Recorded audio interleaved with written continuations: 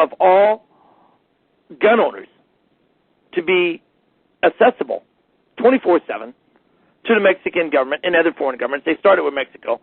All your personal and private information, Catherine. So that is a documented fact. That can be verified. Larry Pratt, he can give you the document. Dallas Morning News or something like one of their ABC affiliates reported that. And we know how corrupt these third world nations are. We see, not picking on Mexico because there's a lot of other nations too, but I'm picking on them because they're the ones that really push for this with the FBI. So now if you're listening to me tonight and you're a gun owner and you've ever filled out a single sheet of paper, you have to have total confidence, right, in that Mexican government is not going to be corrupt. We know they're not corrupt. No, they're not involved in anything corruption. That all your personal information, your social security number, and so forth, is now available. It gets worse. Yeah, it does. Worse. Tell me about it, Catherine. In Oklahoma, they uncovered a memorandum of understanding that the government in Oklahoma, through their fusion center, are sharing every single driver's license information with the country of Germany. So every single Oklahoma resident who has a driver's license, government officials in Germany have access to that. And so what we are trying to do to uncover all of this is during National Sunshine Week in March, we want to facilitate nationwide simultaneous open records requests to every single fusion center in the nation so we can see exactly who they're sharing information with and what they are sharing. And I think a little bit of sunshine on top of these is going to go a long way, and they're going to start tumbling down. And a 25-year-old female is doing a lot of this. We're going to take a call, Catherine, here from Florida. Apparently, militarizing the police, and someone please lower the speaker in the background. I think it might be you, Wade, or someone. Lower your speaker. Militarizing the police, surveillance cameras popping up everywhere. It's not enough. Now they want detention facilities for speaking out against the government. We got a guy from Florida. Florida, you're on. Go ahead. Florida, go ahead. Royal, go ahead. Okay, apparently Royal does not wish to speak. Okay, we'll go to South Central North, I don't know. Caller, go ahead. New caller. South Central North California, go ahead. Okay, I guess we're not going to be able to take any calls tonight. We're having a problem with our board bringing in calls. So with that being said, Catherine, we'll just go on, and I apologize for that we're not able to take calls as we're having a problem bringing them on. So let's continue. Yeah, absolutely. And the danger of all of this is that, Chuck Baldwin, he does a great job of sort of stepping through the history of the process of what happens in countries when they do start detaining people. The very first thing that they do is marginalize them. And through things like the MIAC report, keep in mind that in Missouri, through our open records request, we were able to obtain 11 other reports. So, these reports are being written about anyone you can imagine, black separatists, some sort of Hindu religions. They've written on the leaderless resistance movement. They've written them on even committees of safety. So they have actual reports written about these things, and you can actually find those on my Scribd account where I've uploaded I've just scanned them right in directly what we received from Highway Patrol on our open records request, and that's Scribd is SCRIBD.com/my name, Catherine Bleish. And that's SCRIBD.com/Catherine Bleish.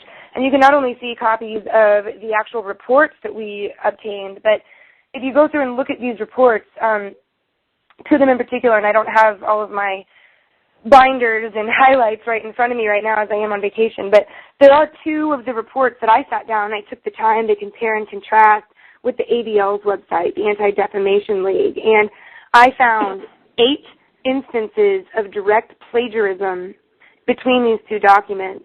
And if you go through and you look at the sourcing on the documents, there are only 2 of them who actually go through and give decent sourcing and citation. And interestingly enough, what they are citing are things like the Anti-Defamation League, Southern Poverty Law Center, the FBI's website, and Wikipedia.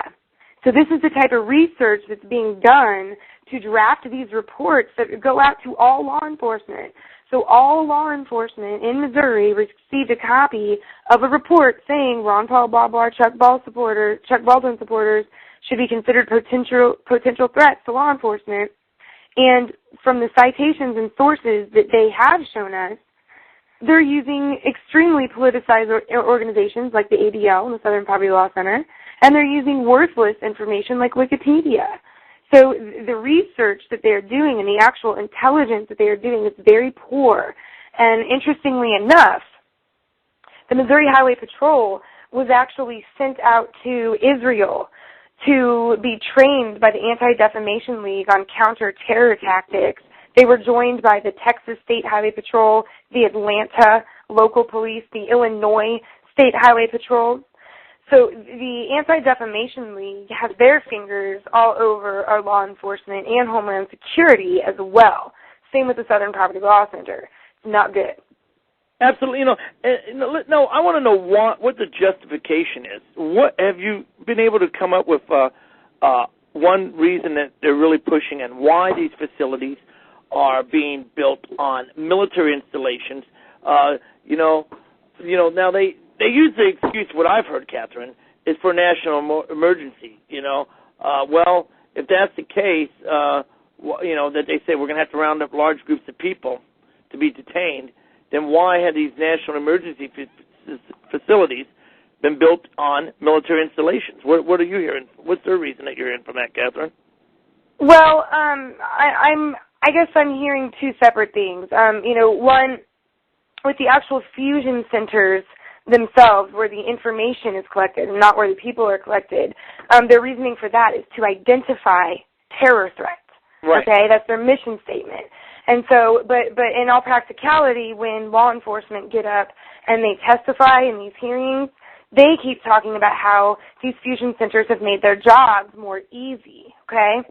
So that's what I'm hearing about the fusion centers. Now, I did testify on the FEMA camps during one of the fusion center hearings in Missouri, and I showed them copies of H.R. 645. I gave them a copy of Camp FEMA. I stepped them through all of the legislation and through the history of how the first thing they do is marginalize people, and the second thing they do is round them up.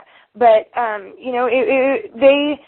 it was like the state reps couldn't believe it. I'm showing them a printout from the Congress's website or thomas.gov with H.R. 645, the actual text. I submitted it into evidence in that hearing, that MIAC hearing, and I don't know. It seemed as the state reps didn't really want to believe that it was happening, but I have not met with anyone specifically about the FEMA camp. My role in Camp FEMA was really to discuss how these fusion centers are doing the initial marginalization, which leads to then the rounding up of the people, and we are walking down that path right now very quickly.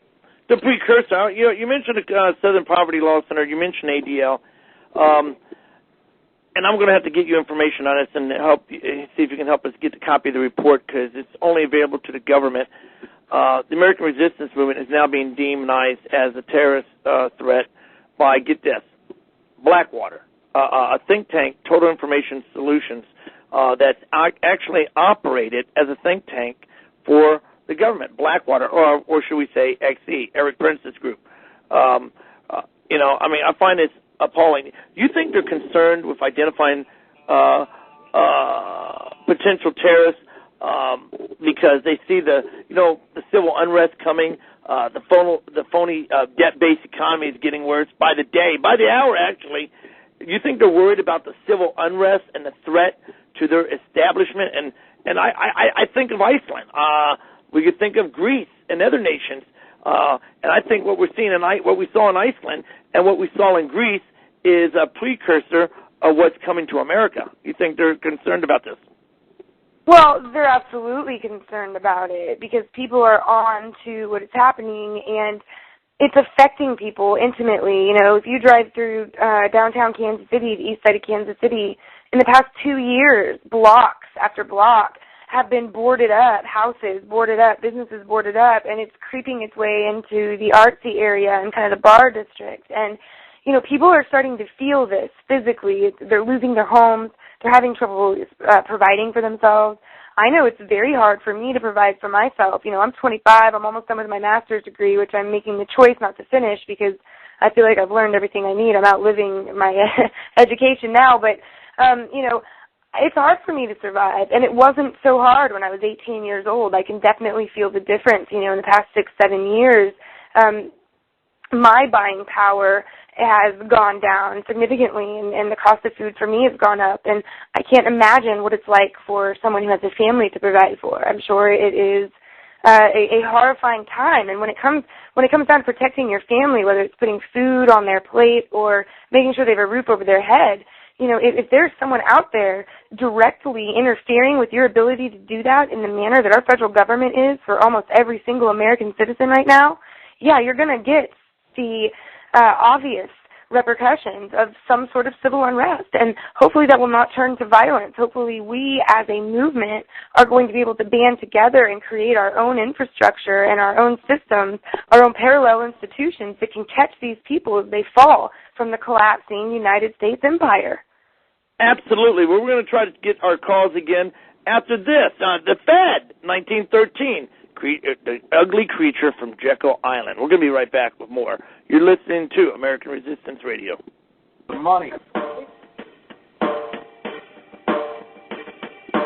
only one in there now. The Fed Reserve has got to go. The meeting ends is getting tough. Shout it out, we've had enough. Let's put it out of our misery. The Fed Reserve must cease to be. We must end the Fed Reserve. Wake up, people, live and learn.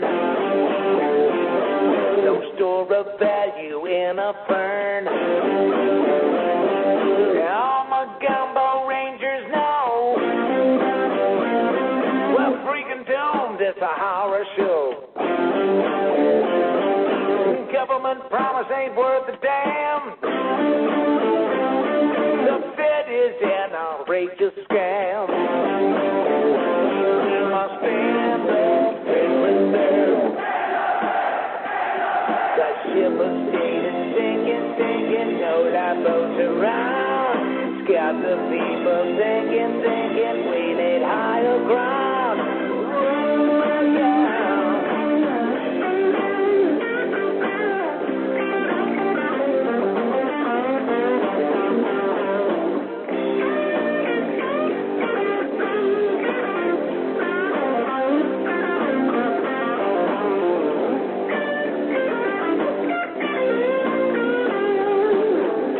Now in the final stages of this parasite upon our wages. Inflate or die with its last breath. The Fed will eat itself to death. The banksters get what they deserve when Congress ends the Fed Reserve. Must be the Fed Reserve. In the Fed Reserve. In the Fed Reserve.